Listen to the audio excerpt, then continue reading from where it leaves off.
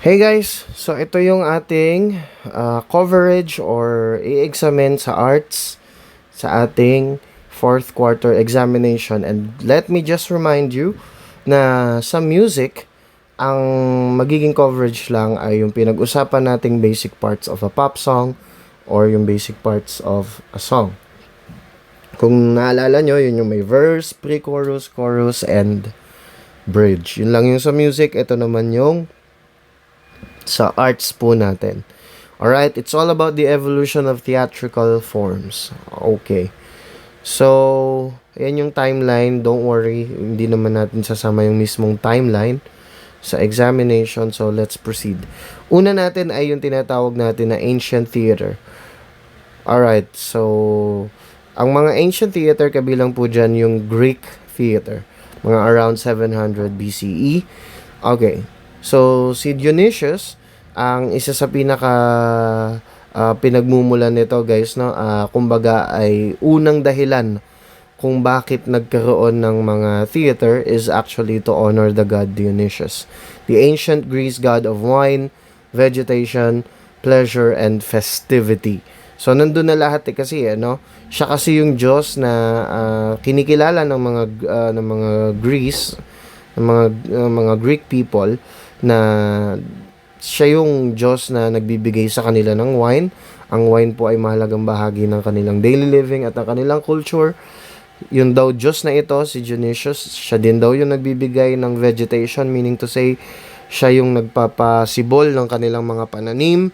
At siya din yung Diyos na nagbibigay ng pleasure sa kanila at yung Diyos ng mga pagsasaya, festivities. Kaya, dahil sa kanya, at siguro to inspire this God, para mauto nila yung Diyos na to, nabigyan pa sila patuloy ng wine, ng mga pananim, para lagi silang bigyan ng kasiyahan, ay inimbento nila yung theater. Ang nagpasimula ay yung the cult of Dionysius or Dionysius. A religious festival to honor their god Dionysus or Dionysus. Okay? Alright, now, let's talk about three famous Greek tragedy playwrights. Okay? So, ito yung mga guys, no? Ito yung mga talagang sumikat na mga writers na mga Greek theater or Greek theater play. Okay, we have Sophocles, we have Euripides, saka si Aeschylus. Okay? So, now, let's talk about the three types of drama in the theater. Okay, may tatlong genre, guys. Yung drama na pineplay ng mga Greeks sa kanilang theater. Number 1 is tragedy. Number 2 is comedy. Number 3 is satire or satyr play. Alright, let's talk about those three. Kasama po itong tatlong to sa exam natin. Okay, let's start with tragedy. The Greek word tragos or goat meaning song and aiden to sing. This refers to the goat sacrificed to Dionysius before performances or to goat skins worn by the performers. Tragedy dealt with tragic events and had a sorrowful ending. Okay, so yung word meaning niya, guys, kung ang pag-uusapan ay yung meaning ng word, it simply means goat or song. Okay, or to sing. Ibig sabihin, ito kasi yung salitang ginagamit, yung salitang tragedy, yung salitang ginagamit bilang, ito yung tawag nila doon sa mismong proseso ng pagsasacrifice ng mga goats. Okay, sa kanilang Diyos-Diyosan nga po na ito. Well, yun yung pinaka-word meaning niya. Pero ito guys, ito yung mahalagang definition. Ito yung magiging bahagi po natin sa ating exam. Yung technical naman na meaning ng tragedy, pag pinag-uusapan po ay stage play, ito lang yan. Basta pag sinabing tragedy, sorrowful yung ending. Tragic yung mga events. Okay? Hindi ko sure kung ano yung naiisip nyong mga palabas kapag ganito. Usually, yung mga palabas na may kinalaman sa calamities, may kinalaman sa mga unfortunate events, yun po ay tinatawag nating tragedy. Si Thespis, siya yung kinikilalang father of tragedy. Was the first actor who brought in the use of mask in tragedy. Alright, so ayun pala yun, no? Si Thespis ay nakakilala nung panahon nila sa usapin or sa larangan ng mga stage play na tragedy yung genre. He was the first actor, yun nga siya yung unang-unang aktor sa stage play na gumamit ng maskara. No? It has become iconic and has become a regular part of tragedies. Okay, the next genre is comedy. A comedy play is derived from imitation. Ibig sabihin guys, pag sinabi po kasi nating comedy, technically speaking, diniderive po ito sa imitation ng tunay na buhay, na simpleng buhay, no? Not too dramatic. Hindi kagaya ng ating tragedy na malungkot. Ang comedy actually guys, hindi lang nailagay po dito guys. Ang comedy ay hindi lang lagi nakakatawa. Minsan nakakatawa siya kasi it's just simply an imitation of life. For example nito, no, sa modern na panahon natin, yung palabas na Pipito Manaloto, hindi naman sila talaga literally nagbabato ng joke sa palabas na yun, di ba? Bakit nakakatawa yung Pipito Manaloto? Kasi kadalasan nagpapakita siya ng slightly exaggerated, pero most of the time, mga bagay kasi na nangyayari talaga sa totoong buhay. Nagkakamali tayo, may mga mali tayong desisyon na nagiging nakakatawa lang, nagiging comedic or nagiging parang comedy dahil may onti nga lang na exaggeration. Pero yun, pag sinabing comedy, imitation of real life, simple real life experiences. And yung iba nga ang definition ng comedy, ito yung mga storya na light lang. Again, hindi siya kagaya ng tragedy na mapapaiyak ka, na magte-tremble yung heart mo dahil sa misery na napapanood mo. No? Pag sinabing comedy, these are light stories na para bang pagpapakita, imitation lamang ng regular and simple lifestyle, simple living, and usually they end well. Usually ang mga comedies po ay good or happy ending. Nakakatawa lang talaga siya kasi yun nga, minsan matatawa ka kasi pinapakita nga niya yung totoong buhay. Alright, so let's just talk about several details about comedy.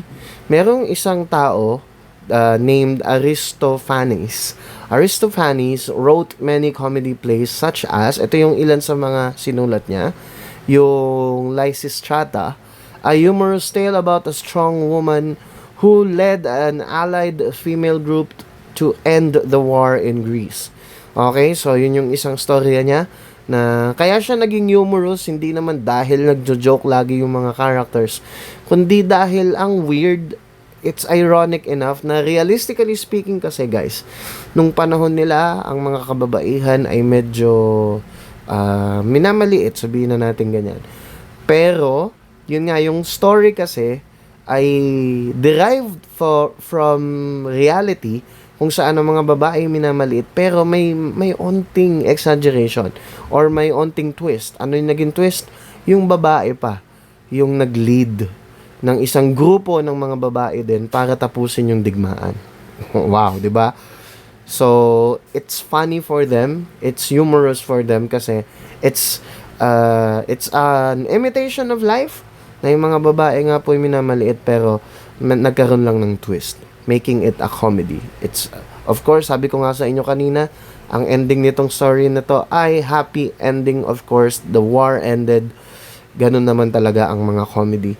Then, the second one na napasikat nito ni Aristophanes ay yung story na pamagat ay Cyclops. Was an adventurous comedy by Euripides. Okay, so ito po ay adventure comedy, ibig sabihin paglalakbay ng isang nilalang na, of course, again, dahil comedy ay nauwi sa happy and good ending. Ito naman yung satire play. It is considered as an ancient Greek form of tragic comedy. Wow, it's a combination, di ba? Tragic siya na comedy which contained comic elements to lighten the overall mood or give the serious play a happy ending. Satire play was a short, light-hearted tale piece performed after each trilogy of the tragedies. Okay, ganito kasi yan guys. nung panahon nila, ang pinakamabenta talaga ay yung mga tragedy, to be honest. Mas madaming nanonood ng tragedy. At usually, meron silang, pag may pagtatanghal, meron pong trilogy of tragedies. So, kumbaga parang shake, rattle, and roll kung alam nyo po yun. Although horror naman yung genre nun. But what I mean is, sa isang palabas, may 3 storya, lahat horror. So, nung panahon nila, uso din yun, no? May mga tragedies na trilogy, 3 storya. Pero, guys, ito yan. Kada matatapos, di ba, 3 yun, 3 tragedy. Kada matatapos yung, halimbawa, yung part 1, bago pumunta sa part 2, meron munang satire. Okay? Meron munang satire play. Kasi nga, ang satire play ay tragedy din in such a way na may conflict. In such a way na medyo miserable. Pero, may element kasi siya, may halo siya ng comedy in such a way na ginagawa nilang medyo nakakatawa yung tragedy. Okay? Medyo may halong comedy. Okay? And usually, hindi kagaya ng tragedy na nagtatapos sa talagang wala. Pangit talaga yung ending. Miserable talaga yung ending. Ito po kasing satire ay nagtatapos sa magandang ending. Kagaya din ng comedy. Pero ang tema ay medyo tragic din. Kagaya din nung tragedy. Pinaghalo nga siya. Okay? So, I hope that is clear. Hindi na natin isasama yung type of play. Okay, ang iano na lang natin, pag-usapan naman natin ngayon guys, yung mga bahagi ng play. Or, tingnan nyo ha, ayan, parts of a Greek theater. Yan ha, kasama to. Ito yung huling kasama sa ating examination. So, tingnan lang natin yung mga individual parts. Yung theatrons muna. Ito tayo yung theatrons. Yan. Sinabi nating theatrons, a theater building were large open-air structures constructed on the slopes of hills. So, yun yung pinaka-building. Yun yung tawag sa place kung saan ginaganap yung mga, yun nga, yung mga play. Alright? Okay? So, eto yan, kagaya nung nasa ano natin kanina, sa loob ng theatrons ay merong 3 elements, yung orchestra, yung skin, saka yung parodos.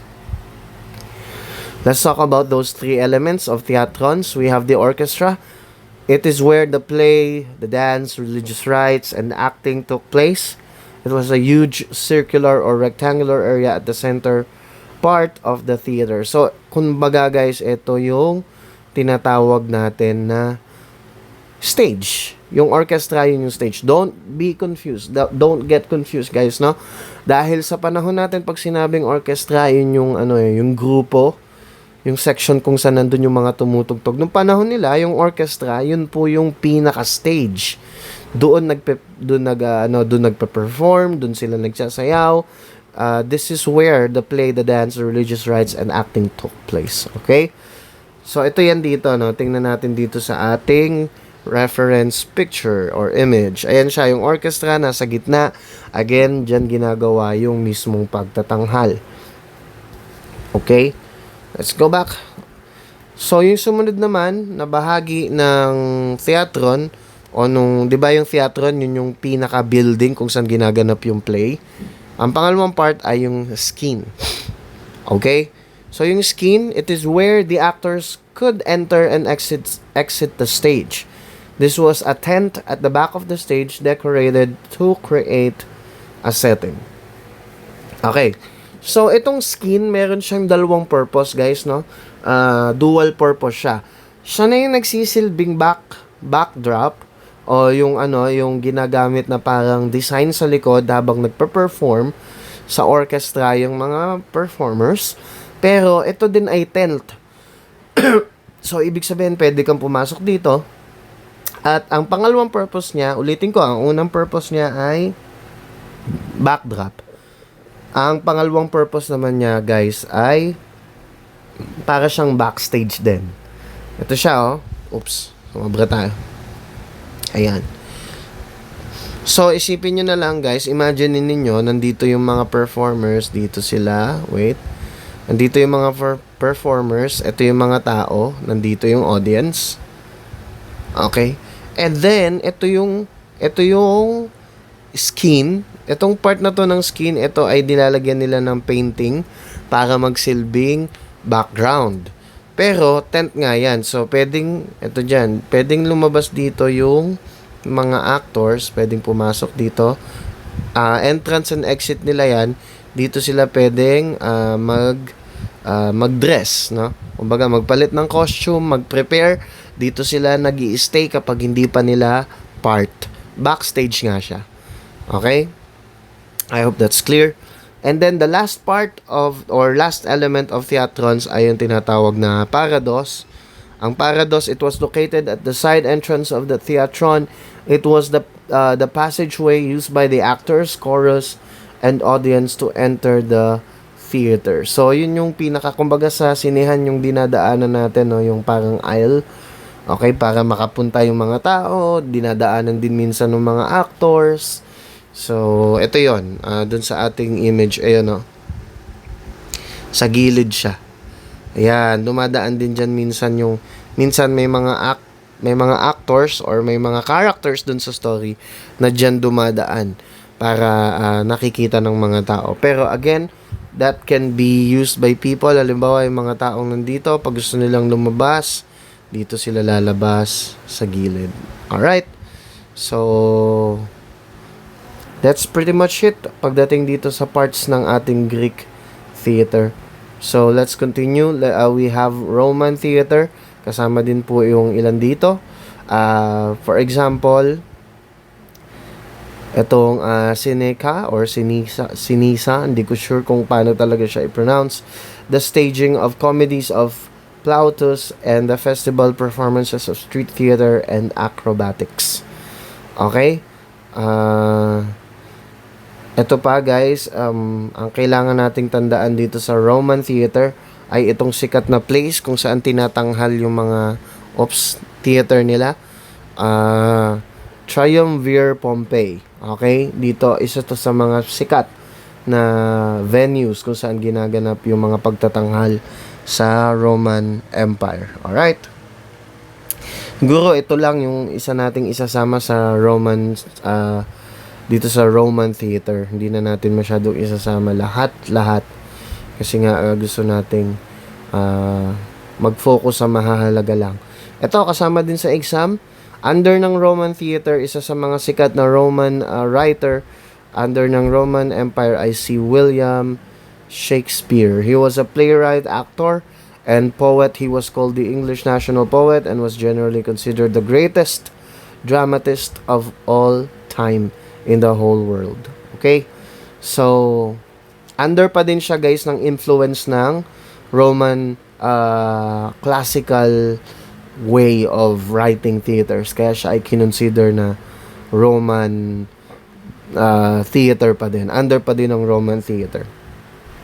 Okay? Under pa din ng Roman theater si William Shakespeare. So, kasama siya sa exam si William Shakespeare saka yung kanyang mga works. So, ilan sa mga works niya ay yung Romeo and Juliet, yung Hamlet, Julius Caesar, Midsummer Night's Dream, Antony and Cleopatra, Much Ado About Nothing. Alright, so yun lang guys, no? Pakisama lang sa pag-review itong si William Shakespeare. Okay. Ito naman ay under pa din ng Roman theater, si Christopher Marlowe. He was a contemporary playwright and wrote tragedies such as Dr. Faustus and The Jew of Malta, and Thomas Card, who wrote the Spanish tragedy. Okay?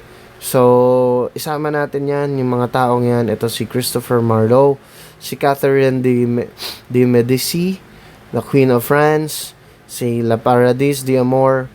Okay, yung mga yan guys ay isama natin sa ating i-reviewin. Okay, so ito hindi na natin isasama to. Okay, under naman ng Baroque Theater, ito lang yung isasama din natin. O, sinasabi ko na halos sa inyo, no? Okay, so, Deus Ex Machina, Isama natin to sa ating examination. Ayan. A Latin word which means God of the machine solution, and it was a technology which affected the content of the performed pieces then. Okay, so ito yung malaking naging tulong nung panahon ng Baroque period sa mga performances. Ito yung Deus Ex Machina. Okay, so we have here neoclassical theater. It was characterized by its grandiosity, which costumes and sceneries were highly decorated and emphasized. Okay, yun lang. Pakitandaan lang ng definition na yun. Ano ba yung neoclassical theater? I know, familiar naman kayo sa neoclassicism. Alright. Tapos ito lang guys, paki-review na rin ito, yung limelight. Ito ay technology. Ito yung spotlight na ginagamit guys noon. Unang ginamit na spotlight sa United States during the neoclassical period. Tapos paki-aral na rin, paki-review itong mga pangalan na to. Si Pierre Corneille, si Jean-Baptiste Poquelin, saka si Jean Racine. Okay? So, ito hindi naman nakasama. So there you have it guys. I hope makatulong sa inyo to.